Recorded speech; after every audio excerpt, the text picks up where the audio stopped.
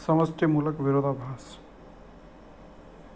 समष्टि अर्थशास्त्र में ऐसे कई उदाहरण मिलते हैं जिनमें जो बात अंश के रूप में या पार्ट के रूप में सत्य होती है, जरूरी नहीं कि वह समग्र के रूप में, होल के रूप में सत्य निकलती हो।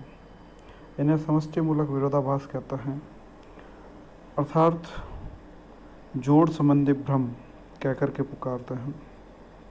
इसके कई उदाहरण इस प्रकार से हैं, जैसे कि एक व्यक्ति बचत करता है तो उससे उसको फ़ायदा होगा, यानी वह अपनी आवश्यकताओं की पूर्ति के लिए या आकस्मिक दुर्घटना घटित होने की स्थिति में उस बचत का वो उपभोग कर सकता है।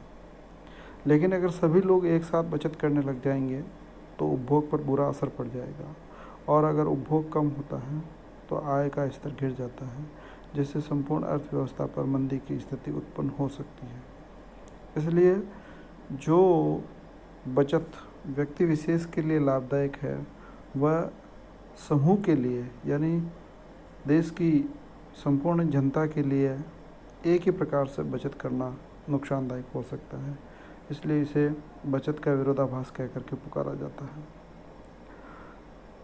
दूसरा, एक व्यक्ति बैंक से अपनी धनराशि निकालने के लिए जाता है तो बैंक उसको तुरंत पैसा निकाल करके दे देगा, उसमें उसको कोई दिक्कत नहीं आएगी। लेकिन अगर एक समय में बैंक के सारे कस्टमर एक साथ पैसा निकालने के लिए जाएंगे तो बैंक उन सबको एक साथ भुगतान नहीं कर सकता। क्यों?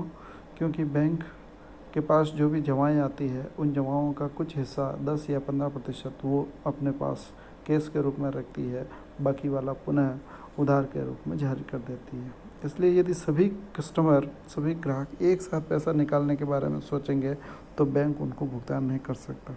इसलिए जो बात एक बैंक उपभोक्ता के लिए सही है वो सभी उपभोक्ताओं के लिए एक साथ संपादित किया जाना न तो संभव है और न ही सही है।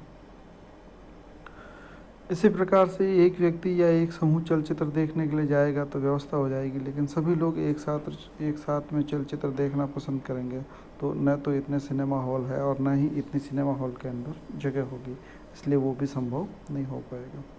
अगर एक कृषक की पैदावार अच्छी होती है तो उसको अच्छा भाव मिल जाता है और आसानी से ऊंची कीमत पर वो उस प्रोडक्ट को बेच सकता है तथा उससे वो लाभ अर्जित कर सकता है। लेकिन अगर सभी कृषकों को अच्छी बरसात के कारण अच्छी फसल प्राप्त होती है तो उस वस्तु के उत्पादन की मात्रा बढ़ जाएगी और उत्पादन की पूर्ति बढ़ने के कारण उस वस्तु के वो भाव नहीं मिल पाएंगे जो कि किसी कृषक विशेष को मिल सकते थे।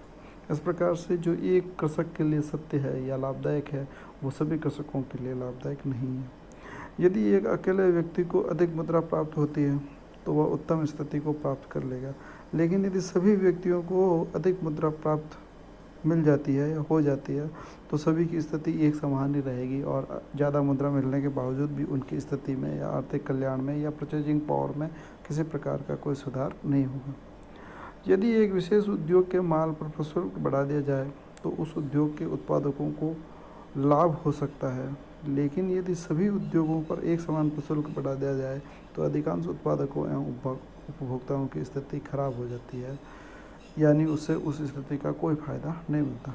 अतः अर्थशास्त्र में इस तरह के अनेक उदाहरण दिए जा सकते हैं जिनमें एक बात एक व्यक्ति के लिए लाभदायक हो सकती है, सत्य हो सकती है, वही बात सभी लोगों के लिए एक साथ में असत्य हो सकती है, लाभदायक नहीं हो सकती है, नुकसानदायक भी हो सकती है। इसको ही हम समष्टि मूलक विरोधाभास कहते हैं या फैलेसी कंपोजिशन कहते हैं।